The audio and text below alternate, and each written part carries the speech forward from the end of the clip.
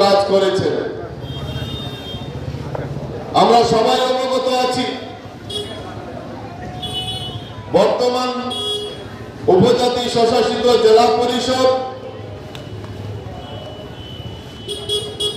মতা দল দ্বারা পরিচালিত ছিল।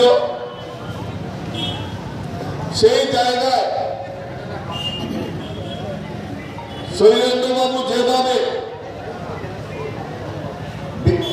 বিরোধী বেঞ্চে বসে এই কাঞ্চনপুরের জন্য যতটা ডেভেলপমেন্টের পরিকল্পনা গ্রহণ করেছেন, দল প্রার্থী করেছে আগামী দিন আপনাদের আশীর্বাদ দিয়ে